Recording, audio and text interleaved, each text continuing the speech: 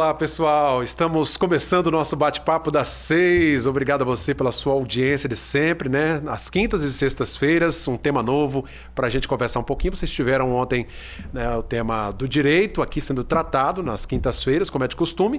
E nesta sexta, trazendo um assunto muito bacana para a gente conversar um pouquinho aqui, fechando a semana, né? Já no finalzinho, de tarde, começo de noite de sexta-feira, 22 de novembro. Nesta semana tivemos uma data muito importante, feriado nacional, né? Pela primeira vez, o Dia Nacional da Consciência Negra, e é sobre este assunto que nós vamos falar. Antes de cumprimentar os nossos convidados da noite, eu quero dizer que o nosso WhatsApp já está na tela, você pode interagir conosco, participar, mandar sugestão, uma opinião, o seu posicionamento sobre o tema de hoje, tá? 99808-3421 para você interagir conosco. Agradeço a você de toda a região de Linhares, sintonizado aqui na TV Sim. Você da Grande Vitória também que nos acompanha nas cidades aí da Grande Vitória, pelo canal 16.1, São Mateus, Colatina, e para todo o sul do estado através do nosso sinal de Cachoeiro de Itapemirim. Para o pessoal que nos acompanha pelas redes sociais, o nosso canal no YouTube é TV Sim Espírito Santo. Mande também por lá o seu comentário, a sua participação é muito importante. Gente, hoje não poderia ser diferente, nós vamos falar sobre o Dia Nacional da Consciência Negra, a luta, né, do negro pelo seu espaço e pela a questão do empoderamento, da autoaceitação. E para falar um pouquinho, para conversar um pouquinho sobre este assunto tão importante na nossa sociedade, eu recebo aqui dois professores, a professora Mariana Cristina Ramos de Araújo, professora de Geografia, e o professor Vitor André. Mariana, bem-vinda, como vai? Boa noite, obrigada pelo convite. Meu nome é Mariana, sou professora de Geografia da Rede Municipal de Linhares. Atuo no Ensino Fundamental 2. Qual escola?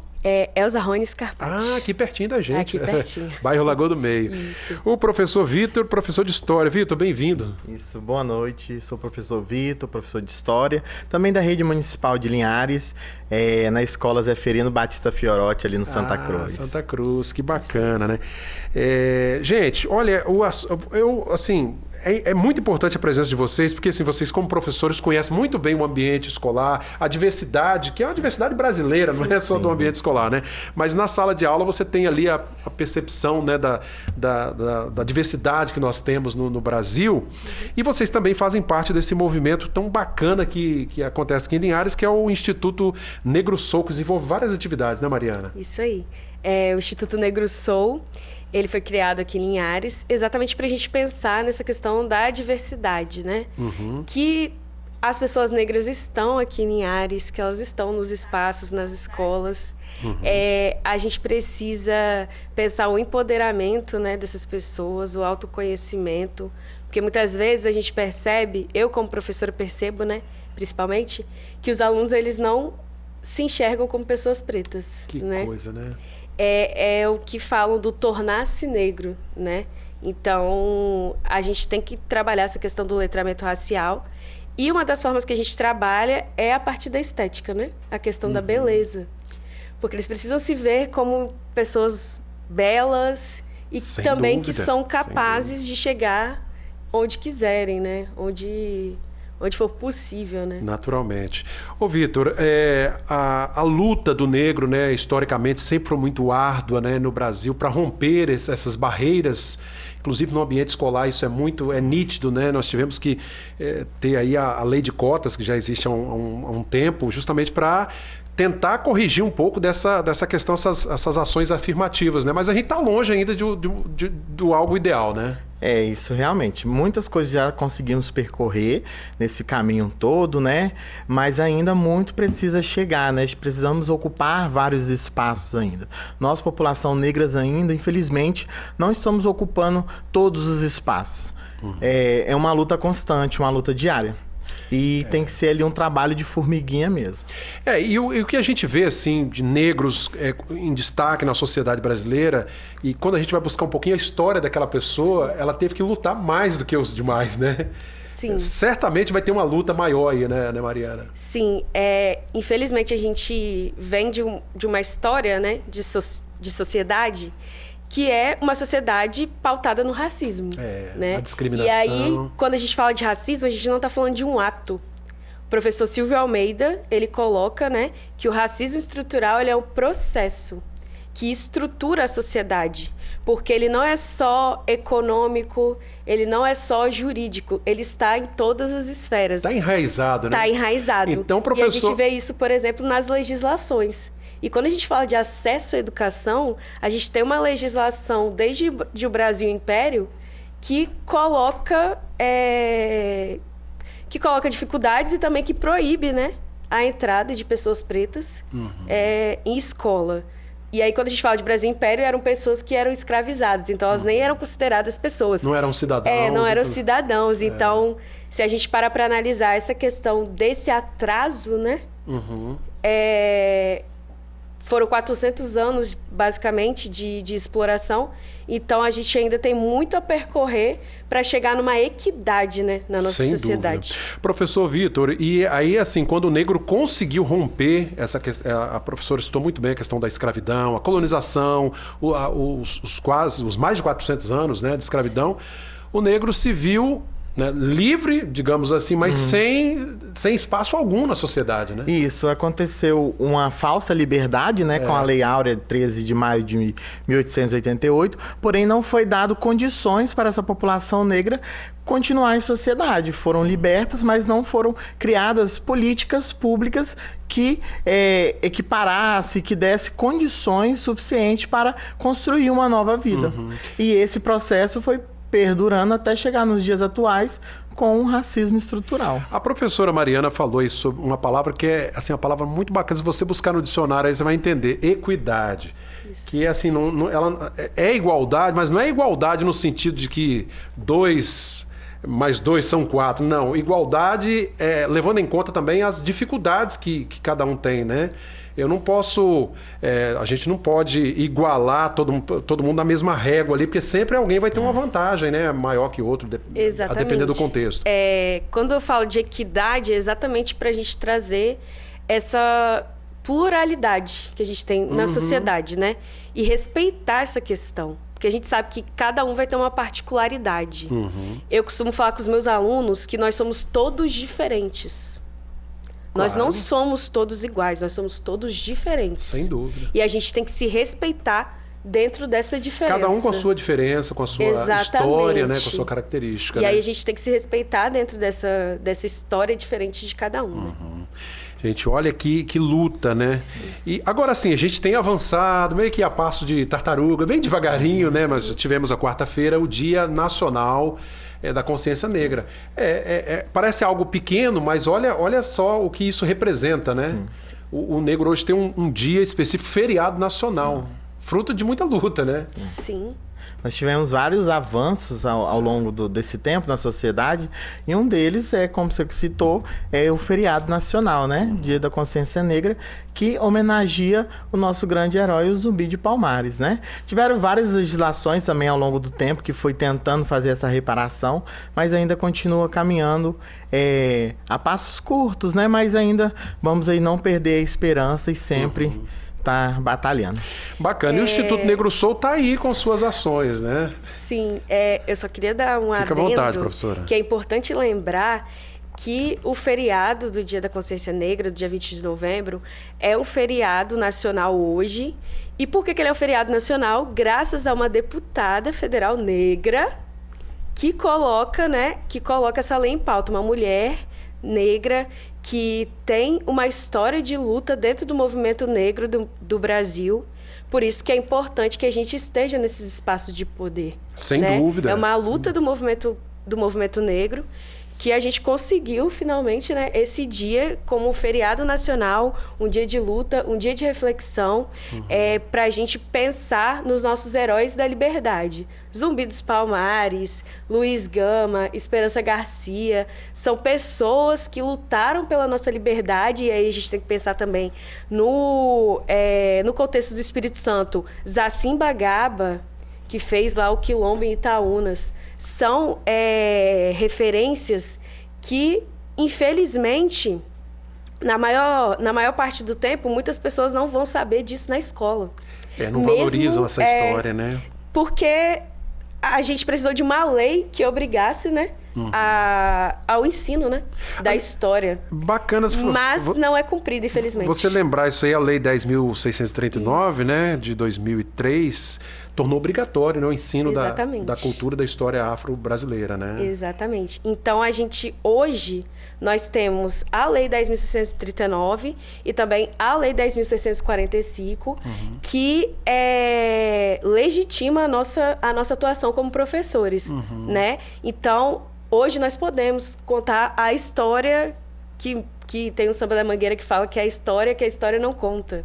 Exatamente. Porque a gente precisa entender que a liberdade, ela não veio com uma canetada da Princesa Isabel. Ela veio porque muitas pessoas lutaram para que essa liberdade acontecesse e a gente precisa contar isso em sala de aula. Sem dúvida. Professor Vitor, se a gente for, assim, vamos entrar aqui no mérito, né, porque isso tá na história, mas se a gente for pesquisar um pouquinho sobre a lei, né, da abolição, ali tinha também um contexto político da época que não teve nada de bondade. Ali, não né? foi, nós temos que desconstruir essa ideia da bondade da Princesa Isabel, né, no 13 de maio.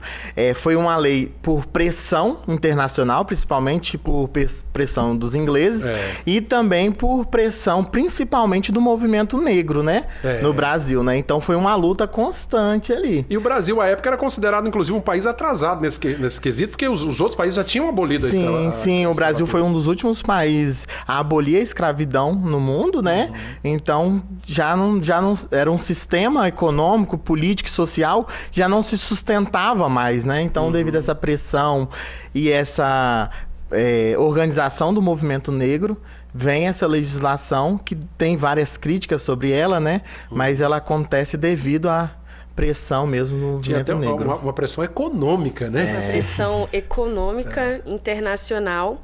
E aí, quando a gente fala da Lei Áurea, a gente tem que também pensar outras leis que impediram, né? Como que eu posso dizer? Uma ascensão social do povo negro. Então, foi lá, Lei Áurea, ok, vamos aqui assinar a Lei Áurea, vocês estão livres. Agora, vocês só estão livres mesmo, se virem. Não pode votar, não pode se intrometer. Não pode votar, não pode estudar, não pode morar nos centros urbanos, tem que ir para os morros, tem que ir para áreas longevas, né? Enfim. Gente, e isso é o retrato da nossa sociedade e infelizmente perdura até os dias atuais. Nós vivemos numa sociedade pós-moderna, né? Nós estamos em pleno século XXI, mas se você for às cadeias, por exemplo, do Brasil, você vai encontrar, em sua maioria massacrante, a população negra. Né? Pretos e pardos que estão ali encarcerados. Sim, quer dizer, tem alguma coisa errada aí. Infelizmente é uma realidade. Segundo as estatísticas do último censo do IBGE, a população brasileira representa cerca de 56% negros, se autodeclaram negra. Porém, quando você vai observar, aonde que está essa população negra? Nos espaços de poder, no encargos administrativos de direção, você não encontra a maioria. Mas quando você vai para dentro do sistema prisional, você encontra essa maioria. Mais de 65%, segundo os dados do Infopem, da população carcerária no Brasil, é a população negra. Isso é realmente um dado lamentável, né? Vou pedir à nossa produção para colocar na tela alguns prints, né? Alguns recortes do que a imprensa vem falando, né? De tudo aquilo, retratando exatamente essa realidade que nós estamos mencionando aqui, né? Toda a dificuldade do negro, né? A gente está vendo aí na tela. Gente, eu estou sem óculos aqui, vocês podem ler lá para mim o título? Datafolha. Volta aí, por favor, pessoal. Desigualdade racial persiste no mercado de trabalho brasileiro. Mulheres negras enfrentam taxas de desemprego mais que o dobro das dos homens não negros. Enquanto negros... Opa! Passou. Datafolha, 59%. Tá. Aí. Negros são maioria entre os trabalhadores registrados de condições análogas à escravidão. Tá, só o título aí. Pode passar a próxima imagem. São alguns... 59% dos brasileiros acreditam que a maioria da população é racista. Isso aí não... Isso aí Mas é interessante... É interessante. Essa pesquisa aí da população está se identificando como uma população racista, porque até pouco tempo nós tínhamos o mito da democracia racial, né? Exatamente. Que era um mito que nós tínhamos que a população brasileira não era uma população preconceituosa. E da onde que vem essa ideia de que a população não era? Por ser um país miscigenado, acreditava-se que não tinha um racismo, né? E isso dificultava a nossa luta, porque a população não identificava esse racismo. O pior é que fica esse racismo meio que incutido ali, escondido, né? Exatamente. E aí o problema é maior. Porque às vezes a pessoa diz que não é racista, mas assim, ela pode até não expressar esse racismo, mas ele tá lá, internalizado, né? E aí é um grande problema, né? É o apartheid disfarçado, né? A democracia racial no Brasil é o apartheid disfarçado. Porque pelos números aí, ó, pessoas negras são 80% das vítimas de homicídio no Brasil. A violência contra o negro também. Exatamente. Então, quando a gente tem aí o processo colonial, a gente tem aí o genocídio do povo preto. E hoje a gente tem a questão do genocídio da juventude negra. Gente, e olha, aqui o pessoal está comentando bastante aqui no nosso canal no YouTube, né? A Jaqueline, né, que é integrante também do movimento. Sim. Gostei da pauta do programa, convidados maravilhosos. Estão mandando um abraço para vocês aqui. A Yolanda, né, está acompanhando também, o Antônio Marcos. E o Antônio Marcos falou aqui, ó, precisamos descolonizar nosso pensamento, verdade. Tem muita gente com aquele pensamento lá do Brasil colônia, né? Exatamente. E esse é um grande desafio que a gente tem, por exemplo, no espaço escolar, né? Descolonizar o pensamento. Porque, como eu disse, é um processo que está enraizado, né? É o racismo estrutural.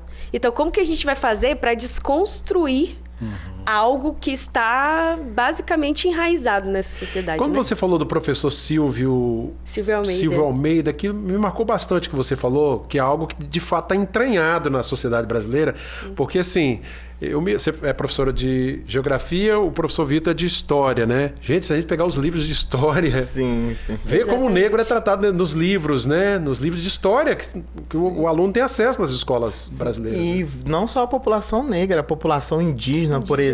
Sim, naturalmente. Tem um colega meu que pesquisa sobre a população indígena, como ela é vista nos livros didáticos, e é muito interessante o preconceito, essa visão estereotipada dessas populações que foram marginalizadas, como que ela é representada hoje no livro didático. Pois é, e o que o negro contribuiu para a história do Brasil, a gente não vê em livro algum, né? Pelo menos na escola, no ensino formal. E a gente está tentando mudar isso. Por exemplo, lá na Elza Rony, a gente está fazendo um trabalho, né? Que é o projeto integrador do 3º trimestre. A gente está usando um livro chamado A História Preta das Coisas. 50 invenções de pessoas negras pelo mundo. E foi um livro escrito pela professora Bárbara Carini, né, que é uma intelectual preta, baiana. Ela é professora da Universidade Federal da Bahia. E lá ela traz pessoas, né, inventores de várias coisas do nosso dia a dia, sabe? Então, desde os primeiros cálculos, né, que surgiram em África, porque a gente aprende história como se fosse tudo na Grécia, né? E tem vários teóricos, por exemplo, o professor Gustavo Ford, que inclusive ele é professor de matemática, ele, na tese dele, ele traz, né, essa questão da matemática que começou em África, tanto a escrita quanto a matemática. Então, dentro desse livro, a Bárbara, ela traz as invenções mais antigas e as que fazem parte da nossa vida hoje. Por exemplo, o GPS. O GPS, ele só existe graças aos cálculos de uma mulher preta chamada Gladys West. Agora, os créditos foram para outra pessoa, exatamente. Né? Como sempre acontece, né? Gente, é algo de fato que está assim, entranhado na nossa sociedade, na história do Brasil, e que a gente assim precisa ir mudando, né, virando essa página, com muita luta, e aí a gente vê isso muito nítido na arte. Aliás, dias atrás eu com o meu filho, né, para ir no trânsito, né, a gente estava de carro, uma coisa curiosa, ver como que as crianças têm uma percepção mais aguçada, né? E aí, assim, nenhuma crítica aqui diretamente à polícia, né? Mas pelo menos aquela equipe ali, abordaram um rapaz, um jovem que estava passando de bicicleta. Do nada, os policiais, a polícia militar, abordou um rapaz negro de bicicleta. Bom, pelo menos a meu ver não tinha nada de suspeito ali, mas parou, fez abordagem e tal, tudo bem, passou. E aí, enquanto eles estavam abordando esse jovem, passaram outros 2 ou 3 de bicicleta, mas eram brancos. Aí meu filho, poxa pai, mas por que pararam só ele, né? Então a gente vê assim, como que a coisa está infelizmente enraizada, né? Esse preconceito, às vezes no olhar para a pessoa, você já coloca ela como, né, alguém inferior, né? Em pequenos atos. São realmente nesses pequenos atos. Pode dar aquela impressão de que, não é legítima essa luta, é um mimimi da sociedade, né? Não foi bem isso, né? Mas sempre tentando descaracterizar a pessoa ali. Então, realmente tem que ser uma luta constante, uma desconstrução que é difícil, mas ela é necessária. Sem dúvida. E eu acho que a sala de aula é o lugar para isso. A sala de aula é essencial. Então, a gente está fazendo lá no El Zarrone uma espécie de feira de ciências com esse livro. Que bacana. Usando como base esse livro. E aí, como você falou de segurança pública, dentro da segurança pública a gente tem essa questão dos estereótipos, né? Exatamente. Então, dentro da formação dos policiais, dos agentes públicos, infelizmente, eles ainda são formados com pensando nesse estereótipo, né? Do que é perigoso. Quem são as pessoas perigosas? Exatamente. Quais as características físicas de uma pessoa perigosa? Gente, e isso está tão entranhado que se você fizer uma avaliação psicológica, né, e colocar um preto e um branco, certamente... Sim, tem várias pesquisas. Alguém vai tender mais a abordar o negro, né, o preto ali, né? Infelizmente é algo... E aí, assim, a gente também não estou aqui fazendo juízo de valor, é algo que infelizmente está na nossa cultura, né? Está na nossa história, mas precisa ser... Desconstruído. Né? Como disse o nosso colega aqui, nosso amigo Marcos, né? Descolonizar a mente, né? Pessoal, vamos para um rápido intervalo, voltamos daqui a pouquinho. O pessoal está comentando bastante aqui, a Letícia está acompanhando, parabéns, Nicole Tosato, obrigado, viu, pessoal? No nosso canal no YouTube lá, a Letícia, em prol de uma educação antirracista. A Nicole, em prol de uma educação antirracista, melhor profissional perfeita. A Mariana tá mandando elogiando você aqui, viu, a Nicole? Obrigado, a sua aluna ela, né? Perfeita demais, muito diva. Tá bom, obrigado, viu? As alunas acompanhando aí. Gente, um rápido intervalo, voltamos daqui a pouco.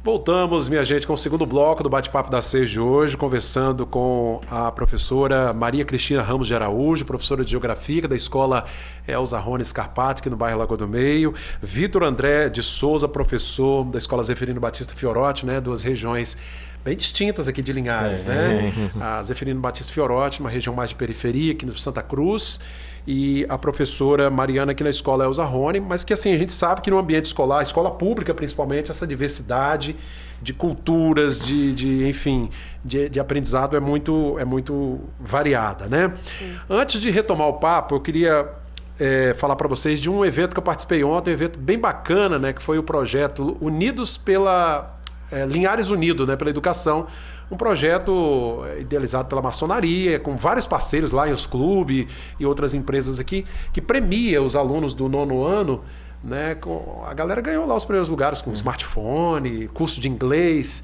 e a apresentação deles foi muito bacana, né, paródia, poesia, olha as pinturas lá, gente, ó, tudo relacionado ao Dia Nacional da Consciência Negra. Esses quadros são dos meninos e meninas ali da escola Caboclo Bernardo, no bairro Planalto, né?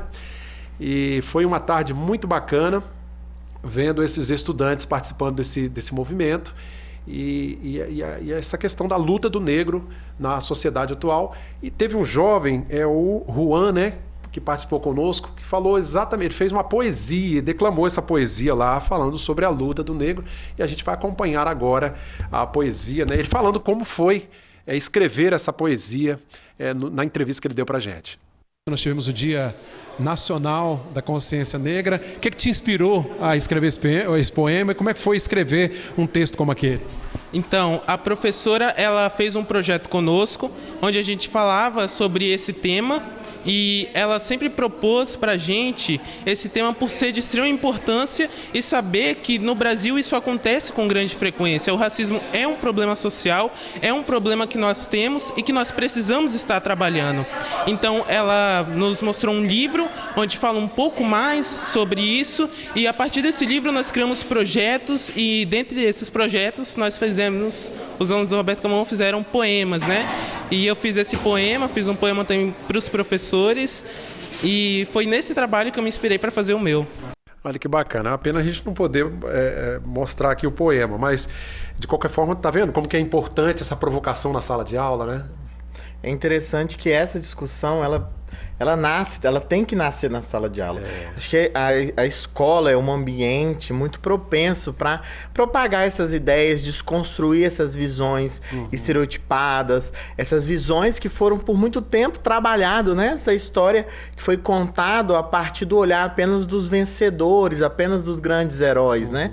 Então ela vai ser na escola também que essa desconstrução ela vai acontecer. Eu falo que é um ambiente muito fértil. É muito produtivo mesmo, nesse sentido, muito propício. E também, infelizmente, na escola, é o primeiro lugar, muitas vezes, que os alunos têm contato com o racismo, né? A partir do que geralmente chamam de bullying, mas que, na verdade, é racismo, né?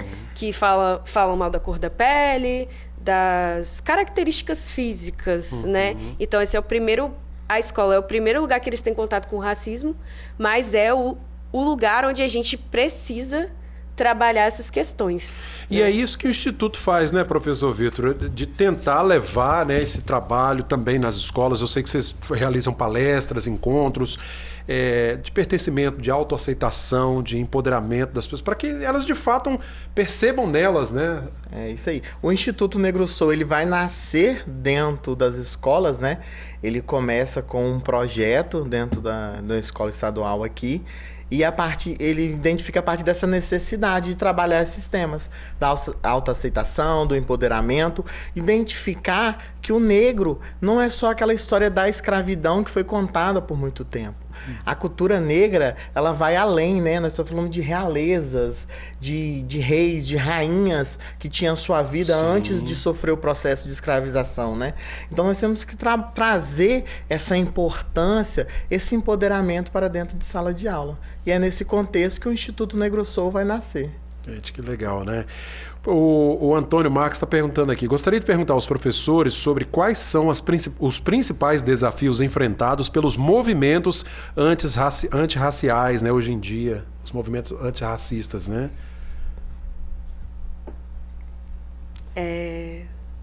Então, assim, desafios é o que a gente mais enfrenta, né, no nosso dia a dia. É até difícil de falar, assim... Na verdade, é até fácil, né? Porque sempre tem alguém para deslegitimar, né? A nossa luta. Colocar a gente como vitimista, né? Uma das principais coisas que as pessoas fazem é nos colocar assim como vitimistas, como se o que a gente está fazendo não fizesse sentido. Mas eu entendo que é uma falta de conhecimento histórico, entende? Do processo, do que é o racismo estrutural, do que é o Estado brasileiro enquanto estrutura, né? De como ele foi construído, de como as leis foram construídas, de como foi a inserção das pessoas negras na sociedade, porque basicamente, para se inserir na sociedade, a gente teve que quebrar muita porta. A gente foi inserido assim, na verdade... fomos tolerados, vamos colocar assim, pela população branca, né, de elite, basicamente. Isso de fato é notório no Brasil inteiro, né? Se a gente for nas capitais, o pessoal da Grande Vitória que nos acompanha aí, nas comunidades, nas favelas, a população que você vai encontrar lá, em sua maioria esmagadora, é de negros. Mas por quê? Porque escolheram lá para morar? Não. Claro que não. Acho que esses desafios, principalmente do movimento negro, ele já começa com a temática. A própria temática já é um desafio, tratar isso na sociedade, né? Mas, enquanto professores, encontramos diversos desafios. desafios por falta de estrutura, falta de apoio dos órgãos públicos. Sim. Nós temos uma lei aí, a Lei 10.639, que completou 21 anos e ainda ela não foi implementada por completo, né? Na prática ainda há muito que se correr para fazer ela ser efetivada. Então são diversos desafios ali que infelizmente ainda acontecem. Eu acho que até o tema desse programa é algo que assim, eu sonho um dia não precisar tratar desse assunto aqui. Né? Exatamente. A questão é que as pessoas não querem falar disso. De fato. Porque o racismo, quando a gente fala de racismo, a gente está falando de uma relação de poder, né? Então, o poder do branco sobre o negro. Não só sobre o negro, sobre os indígenas também. E o que eu sempre falo é que a gente precisa de pensar a luta antirracista não só os negros, mas pensar os indígenas também. Sim. Eu acho que não existe luta antirracista sem pensar os povos originários desse país. Então, quando a gente fala de relação de poder, alguém tem um privilégio. E, para que essa relação de poder mude, as pessoas precisam abrir mão do seu privilégio. E as pessoas brancas não querem abrir mão do seu privilégio. Mas por força dessa luta, de alguma forma, isso vai acontecer. Mudar. Não sei se a gente vai ver essa mudança total, assim, o fim do racismo. Mas a gente precisa lutar para continuar tendo avanços, né? Que a gente teve avanços aí durante a história. E a gente pode avançar muito mais. E assim, vocês como professores sabem que o ambiente escolar é ambiente também onde há a discriminação, onde há o racismo, mas é um ambiente que se desconstrói de fato esse pensamento, né? Professora Mariana, você tá cheia de fã aqui, tá? A Manuele tá aqui mandando mais alunos maravilhosos. Um alô para vocês. Esses alunos te amam mesmo, né? A Nicole, essa turma tá aí acompanhando. Gente, com relação à Lei 10.639, já 21 anos dessa lei, né? Uma lei que hoje determinou, né, que esse conteúdo seja aplicado em sala de aula. Como é que isso é aplicado em sala de aula? Vamos lá. A lei, inicialmente, ela é pensada, né, para se trabalhar a cultura afro-brasileira e africana em toda a educação básica, né, em todas as disciplinas. Porém, na prática, Cláudio, nós vamos ver que muitas das vezes ela não é efetivada. Ou muitas das vezes só quer se trabalhar essa legislação lá no 20 de novembro. Fica assim aquela coisinha bem minúscula, isso, né? Uma apresentaçãozinha, um único dia. E sendo que não. Quando essa legislação ela é pensada para se trabalhar ao longo de todo o ano letivo. Mas, infelizmente, ainda não acontece. É uma luta constante, nós estamos tentando para que a temática negra, ela perpassa todos os conteúdos, desde a matemática, da geografia, da história principalmente, da língua portuguesa, você consegue trabalhar essa temática. Então, essa legislação, ela tem uma ideia muito boa, mas ainda precisa ser... Aliás, como muitas leis no Brasil, né, professora? A ideia é muito boa, a iniciativa, e tenho certeza que foi fruto de muita luta, né, para aprovar uma lei dessa. Agora, para colocar em prática, aí já é uma outra maratona. Aí, para colocar em prática, é uma outra luta. E eu penso muito na questão da formação, né? Eu colei grau em 2021, eu me formei, né, como professora em 2021. E eu tive uma disciplina chamada Educação das Relações Étnico-Raciais. Olha que legal. Que é uma disciplina que trabalha essas questões, né? A questão do negro no Brasil, não só do negro, dos povos indígenas. E as formas de ensino, né? Que tipo de material que a gente pode usar, né? Uma forma de desconstruir uma história que foi contada pelo branco europeu. E eu entendo que muitos professores que foram formados antes da Lei 10.639 ser implantada no Brasil, eles precisam dessa formação. E aí, na SEDU, existem esses cursos de formação, né? O governo do estado tem feito um trabalho aí de formação com os professores.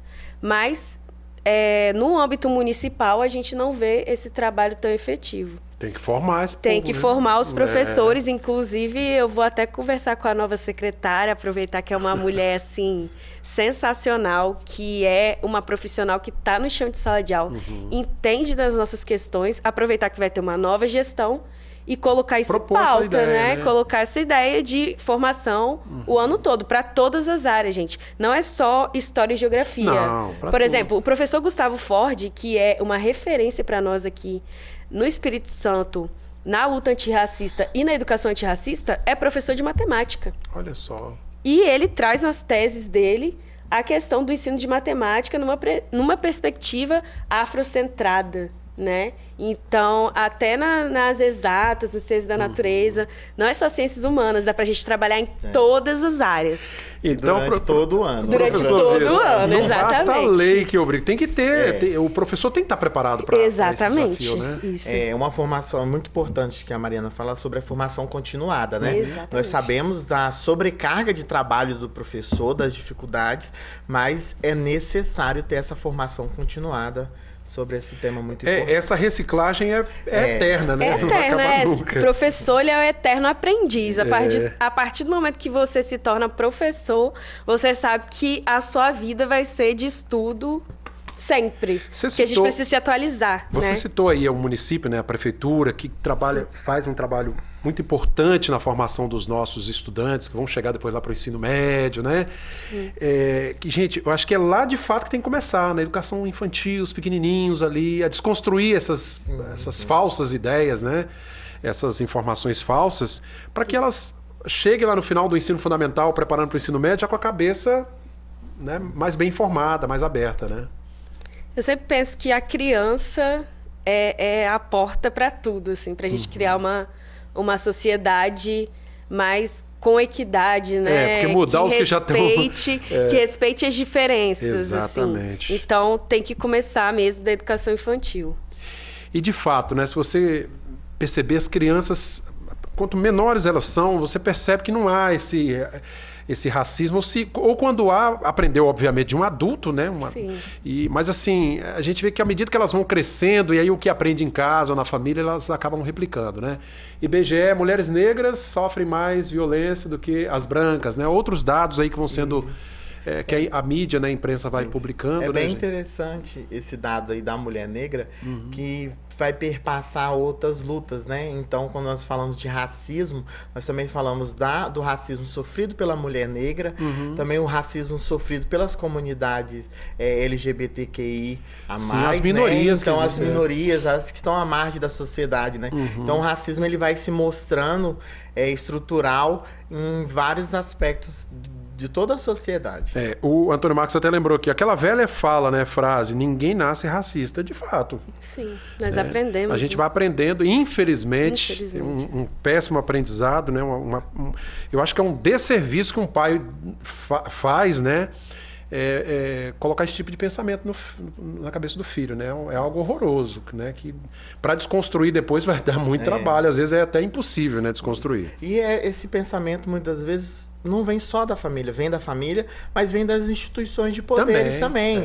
Da igreja, do clube, ali da própria escola, que muitas das vezes acontece isso, então vai perpassando e acaba... E a gente precisa ir mudando isso a todo momento, pessoal. Não é pela cor da pele da pessoa que você, né, pode definir alguma coisa sobre ela, né? Isso não define absolutamente nada. A Ana Paula dizendo aqui, é urgente, precisamos de um núcleo de formação docente antirracista. Olha que legal. Exatamente. É o que eu penso. O ensino, a preparação continuada que você falou, Sim, né? a formação continuada. Bacana. Concordo com tudo que ela fala, que a professora falou. Em termos da educação antirracista, isso mesmo. E o pessoal continua te elogiando aqui. Esses alunos da professora Mariana. São maravilhosos, meus amores. Turma bacana, tá ligada e tá acompanhando a gente. Pessoal, é uma luta que vem sendo travada. E aí, como eu disse, né, cabe ao município agora, nova gestão, como disse a professora Mariana, tá aí a ideia lançada, né? Criar um núcleo de formação continuada, né? Para desconstruir esse pensamento racista que, infelizmente, está aí na nossa sociedade. E nós temos profissionais maravilhosos nessa Linhares, por exemplo, a professora Joana Freitas. Exatamente. Na área das ciências, que ela dá aula na Faceli, para o curso de pedagogia. Na área das linguagens, a gente tem a professora Ana Paula, que está aí no YouTube falando com a gente. Então, a gente tem profissionais completamente capacitados aqui no nosso município para colocar em prática essa ideia desse núcleo de formação continuada. É só começar, de educação né? antirracista, é isso aí. Basta o poder público querer, né? Gente, e é Exatamente. interessante que como as lutas, e aí trazendo para cá também outra luta, as crianças especiais, por exemplo, no ambiente escolar, o autismo, que é um grande desafio. Existe lei, né, hoje que garante os direitos, mas o ambiente escolar, muitas vezes, o profissional não está preparado. Mas não é por culpa dele, né? Porque o próprio Exatamente. sistema, a própria educação não proporcionou isso a ele, né? É isso. Precisa preparar esse ambiente. Vamos para mais um rápido intervalo. Voltamos daqui a pouquinho com o nosso terceiro e último bloco do Bate-Papo das 6.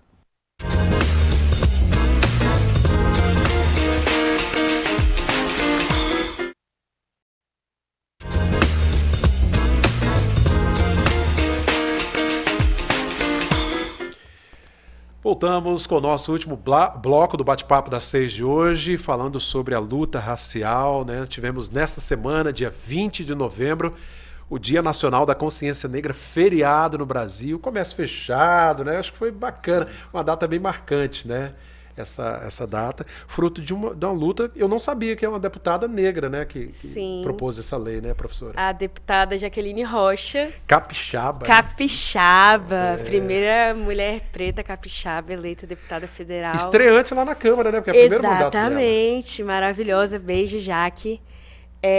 Para vocês entenderem a importância de nós, pessoas pretas, estarmos nos espaços de poder. Porque, com certeza, se não fosse a Jaque para pensar essa questão, dificilmente a gente conseguiria, né? Conseguiria esse feriado, né? ter esse reconhecimento, né? Conseguir que esse dia fosse o feriado nacional, para que a gente possa, por exemplo, fazer atividades como aconteceu lá no Linhares 5, Sim. uma atividade muito legal da Porque não é um Associação dia do só para ficar de Movimento folga, não, Negro. gente. Exatamente. Muito pelo contrário. Realmente, não é só um feriado para descansar. É um momento de reflexão, né? É um momento de parar, de refletir e de propagar essas práticas antirracistas, né? A gente tem um Exatamente. movimento negro em algumas cidades aqui do Espírito Santo que são mais efervescentes, assim, são mais como São Mateus, né, Conceição da Barra. Mas isso, ó, gente, no Espírito Santo todo nós temos um movimento negro, né? Em menor ou maior proporção, mas ele tá aí firme. Ele está atuante em todos os municípios, basicamente. A gente tem um grupo atuante, basicamente, né? Alguns movimentos, porque não dá pra gente colocar, assim, um só movimento, Não, né? são Tem vários, são vários. E ele vai se moldando de acordo com a construção de cada sociedade. Igual, por exemplo, o movimento negro ele se comporta um pouco diferente em São Mateus, que é uma sociedade que se identifica mais como uma sociedade negra, do que, por exemplo, Linhares ainda, que é um movimento que está iniciando, né? E aí, Vitor, como professor de história, posso dizer que sou mateense porque eu sou de Boa Esperança, era uma cidade que até 64 pertencia a São Mateus, né? E é interessante como isso em São Mateus tá vivo. É claro que ali foi o berço, né, da cultura afro-brasileira, a chegada dos navios negreiros ali no Porto de São Mateus. Gente, é a história viva, descer ali para o sítio histórico, né? É uma aula a céu aberto, né? Até ali as ruas que você desce, as vielas ali. Então, assim, quer conhecer um pouco a história do povo negro, a sua luta, o seu sofrimento, mas a sua contribuição para a história desse país também, vá a cidades como São Mateus, né? Cidades como São Mateus, Conceição da Barra e tantas outras, Brasil afora, né? Mas aqui em Linhares você pode ir no Também. Linhares 5 Sim. e conhecer, né, o movimento negro de Linhares, né? A Asmonelli, a associação, que tem pessoas lá que são históricos do movimento negro de Linhares. Gente, seu Zezinho, né? Lembra Seu Zezinho? Zezinho, exatamente. Pioneiro, Seu né? Zezinho que abre os caminhos, por exemplo, para que hoje exista o Instituto Negro Soul, né? Olha que bacana, gente. E aí eu parabenizar vocês pelo trabalho realizado, a luta. Ninguém recebe salário lá, né, gente? É um trabalho voluntário, né? Exatamente. A diretoria tem, o Vitor estava me falando que são 8 pessoas, né, que compõem ali. Isso, compõe a diretoria 8 pessoas, né? E mais o trabalho voluntário, o trabalho dos ajudantes ali mesmo, que está constante ali. Para manter viva essa chama, com né? certeza. Essa Tem chama que ter. sempre acesa. Gente, o que a gente pode esperar, professora Mariana, assim, para os próximos anos, né? Você falou de algo que me deixou até um pouco triste, assim, pô, será que eu vou conseguir enxergar isso? Vou ver esse momento? Talvez não vejamos, né? Mas eu sou otimista, né? O geógrafo, ele é otimista. A gente tinha, assim, algumas questões que a gente fala com o povo da história, né? A gente é um pouco mais otimista. Então, eu acredito que a partir do momento que a gente tem essa formação continuada, que a gente tenha realmente essa lei verdadeiramente aplicada, muita coisa vai mudar, a gente vai conseguir avançar muito mais. Então, por exemplo, agora a gente teve nosso primeiro 20 de novembro como feriado nacional. E nós fizemos várias atividades, nós mobilizamos no Brasil inteiro, né, atividades, pensando esse dia, colocando a importância, né, não só de Zumbi dos Palmares, mas de todos os heróis negros, de todas as pessoas que abriram os caminhos para que hoje a gente esteja aqui ocupando espaços, em espaços de poder também, que é muito importante. Espaços de porque, fala, né? Exatamente, porque sem nós, a gente não vai conseguir chegar a lugar nenhum, né? Tudo para nós, nada sem nós, né? Nós temos que pensar na nossa questão. Eu acho que a gente pode voltar até na questão da lei, né, proposta pela deputada Jaque Rocha. Você falou assim, né, uma deputada negra, capixaba, primeira vez que está lá no Congresso, né, e já emplacou esse gol aí, né? Sim. Mas assim, gente, não é esperar, porque a gente tem aquela mania de querer terceirizar as coisas. Não, tinha que ser uma deputada negra mesmo propondo. Não é esperar que um branco proponha uma lei dessa, que dificilmente vai propor, né? Pois é, então... Mas a Jaque também chegou lá por conta de muita luta, Exatamente. né? Assim, porque ela se coloca, porque ela lutou muito para estar naquele espaço. Não só ela, outras pessoas abriram caminho para ela, como, por exemplo, a Benedita da Silva, que foi tantas outras, uma deputada da Constituinte, senadora, né? Governadora do Rio de Janeiro. Governadora do Rio de Janeiro. E aqui no nosso estado também grandes figuras, grandes artistas e por aí vai, né, gente? Nós estamos falando aqui de pessoas, né, no âmbito político, mas aí na sua comunidade, né? Você que tem um trabalho social aí, né, professor Vitor? A gente tem o trabalho dos quilombolas, gente. Sim. E que às vezes é tão mal compreendido, às vezes, né? As pessoas não dão o devido valor, né? Eu falo que nós temos que conhecer a nossa história, né? Uma sociedade que não conhece a sua história, ela tá farda a falhar, né? Porque primeiro nós temos que conhecer o nosso passado para conseguir compreender o que está acontecendo agora, né? E essa valorização dessas comunidades, por exemplo, quilombolas, ela é muito importante. E ela vem devido a desse conhecimento mesmo da nossa história. E aí, eu penso assim também, aí a imprensa tem falo como jornalista, a imprensa tem um papel muito importante, porque a gente vê muita matéria e muita reportagem. O empreendedorismo das mulheres, isso é muito bacana, muito importante. E tantas outras ações positivas, né? Mas por que não falar daquilo de tão bom que o negro, o tanto que ele contribui para a economia brasileira, né? Para a produção, para melhorar a sociedade brasileira?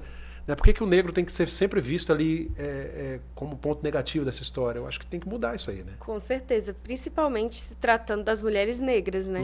Que são, né, quem constrói aí a nossa história, as principais empreendedoras. A gente tem muitas mulheres, né, para se inspirar, né?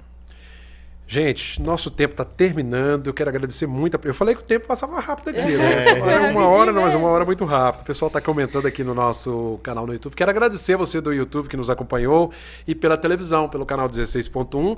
Tem a reprise desse programa neste sábado pela manhã, às 6 horas. E também depois nas redes sociais, no nosso canal no YouTube. Você pode compartilhar esse vídeo com quem você quiser.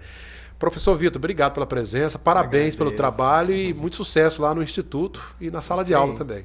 É só convidar a galera para seguir o Instituto Negro Soul nas redes sociais, Instituto Negro Soul no Instagram, acompanhar um pouquinho do nosso trabalho, da nossa rotina, lá tem o nosso cronograma de trabalhos, nossas fotos, e fazer parte também, você vir fazer parte do Instituto Negro Soul como voluntário e conhecer a nossa luta aí que é tão importante. Que bacana, obrigado mais uma vez. Professora Mariana, seus fãs ainda estão comentando aqui, suas fãs, né? Obrigado, viu? Gostaria de agradecer pelo espaço. Sigam no nosso Instagram, @negro.soul. Venham fazer parte desse movimento que é importantíssimo aqui em Linhares. Nós temos muitas pessoas negras, nós precisamos fortalecer, né, o nosso povo aqui na nossa cidade. É isso aí, gente. Viva o povo negro, a consciência negra, essa semana que nós celebramos tão especial, né? Primeiro feriado, 20 de novembro. Temos outras datas também especiais, né? Que relembra toda a trajetória do povo negro no Brasil, mas essa acho que é a mais marcante, né? 20 de novembro. Obrigado pela sua audiência. Continue sempre ligado na programação da TV Sim. Até o próximo bate-papo das 6. TV Sim, esta é da Terra.